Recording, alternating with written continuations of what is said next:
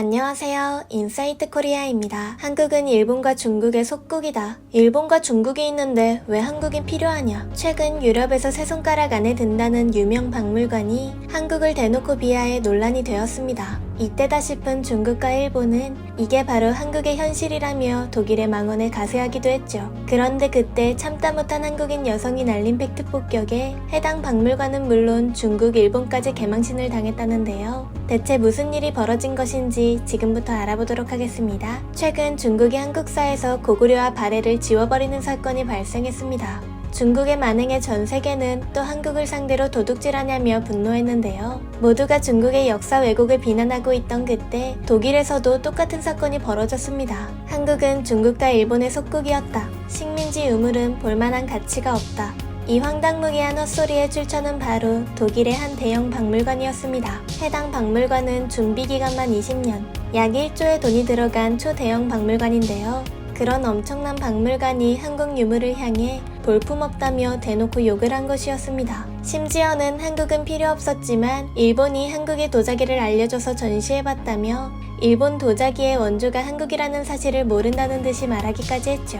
분노가 치밀어 오르는 망언. 한국은 독일 박물관의 역사 왜곡에 대해 항의했습니다. 하지만 돌아온 답변은 가관이었는데요. 잘난 거 하나 없는 한국에 대해 알아봤자 뭐하냐며 무시하는 반응을 보인 것이죠. 권위가 높은 독일 박물관이 세계인들이 보는 앞에서 이렇게나 대놓고 한국을 무시하자 일본과 중국은 전통이 없는 한국의 실체라며 여기에 합세했는데요. 그런데 그때 보다 못한 한국인 한 명이 독일을 향해 한마디를 던졌습니다. 이내 독일은 새하얗게 질리며 그녀의 입을 막으려 했다는데요. 한국인이 던진 한마디, 바로 세계 최초는 독일이 아니라 한국이다 였습니다. 이 말을 들은 독일은 벌벌 떨었고 한국인의 입을 막기 위해 주변 유럽 국가에게까지 도움을 요청하기도 했다는데요. 독일이 두려워하는 한국인의 정체, 바로 박병선이었습니다. 평범한 한국인처럼 보이는 그녀.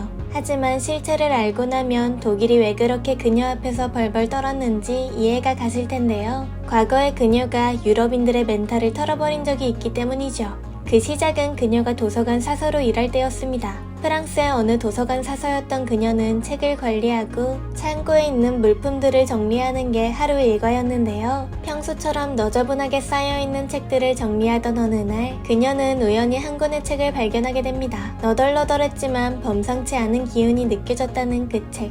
호기심이 생긴 그녀는 곧바로 연구하기 시작했는데요. 책 연구에 몰두하던 그때 그녀는 경악스러운 사실을 확인하게 됩니다.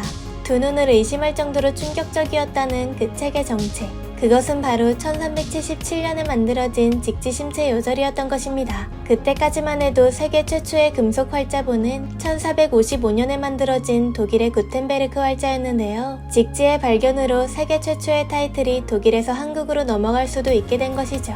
이 사실이 알려지면 인류 역사는 처음부터 다시 쓰이게 되고 게다가 독일인들은 더 이상 구텐베르크 활자를 들먹이며 유럽인의 DNA가 우월하다고 주장할 수 없게 되는데요. 박병선 박사는 자칫하면 수많은 유럽인들의 공격을 받을 수도 있는 위험한 상황을 마주하게 된 것이죠. 고민 끝에 그녀는 진실을 위해 직지심체 요절의 내용을 역사학계에 보고하게 됩니다. 하지만 콧대 높은 유럽인들은 어디에 붙어있는지도 모르는 한국이라는 나라가 감히 독일에게 대항한다. 세계 인류 역사의 시초가 눈 작은 아시아 국가에서 만들어졌다는 게 말이 되냐며 인종차별이 섞인 비난을 퍼부었는데요. 언론들조차 박병선 박사에게 관심을 주지 않았다고 합니다. 그런데 박병선 박사를 향한 공격은 여기서 끝이 아니었습니다. 지금 당장 사표 쓰고 나가세요. 박병선 박사가 일하던 프랑스 도서관에서 사표를 강요했던 것이죠. 독일의 구텐베르크 활자는 앞서 말했듯이 독일의 역사일 뿐만 아니라 유럽 전체의 역사이기 때문에 이렇게 독일을 건드리는 건 유럽 전체를 건드리는 것이었는데요. 아니나 다를까 프랑스에서도 모든 수단을 총동원해 그녀를 공격했다고 합니다. 길거리에서 인종차별을 당하고 공개적으로 비난받고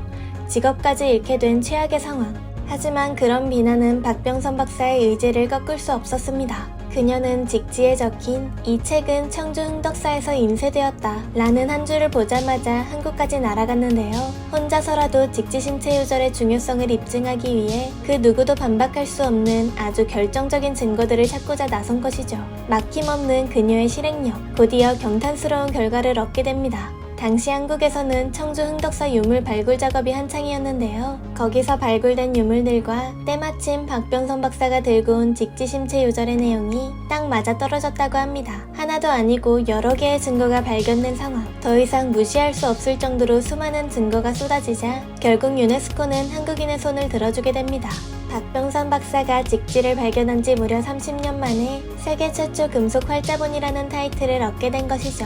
갖은 방해 작전 속에서도 진실만을 위해 견뎌낸 30년이라는 긴 시간. 그녀의 뚝심 덕분에 인류는 새로운 국면을 맞이하게 되었습니다. 기록의 역사가 바뀌었을 뿐만 아니라 더 이상 유럽이 아시아를 무시할 수 없게 된 것이죠. 박병선 박사는 이렇게 유럽 대륙을, 특히나 독일의 멘탈을 탈탈 털어버렸는데요. 그 이후로 독일은 혹시라도 박병선 박사가 세계사를 바꿀까봐 두려워 그녀 앞에서는 몸을 사렸다고 합니다. 독일 휘어잡는 한국인 박병선. 이런 과거가 있기 때문에 독일은 세계 최초는 독일이 아니라 한국이다 라는 말에 바로 꼬리를 내린 것인데요. 심지어 문제가 된 해당 박물관은 자신들의 무식한 발언이 부끄러웠는지 일본이 임진왜란 때 한국 도자기 장인들을 납치했다며 일본의 만행을 앞장서서 알렸다고 합니다. 한국인 한 명의 노고가 다른 곳에서도 빛을 발하는 순간이죠. 진실을 위해 갖은 공격과 해방을 견딘 박병선 박사의 열정은 큰 귀감이 되었습니다. 현재 다양한 곳에서 많은 한국인들이 왜곡된 역사를 고치기 위해 고군분투하고 있죠.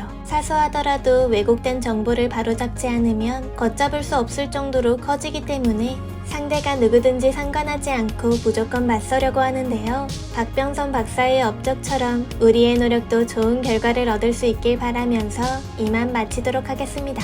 지금까지 인사이트 코리아였습니다. 감사합니다.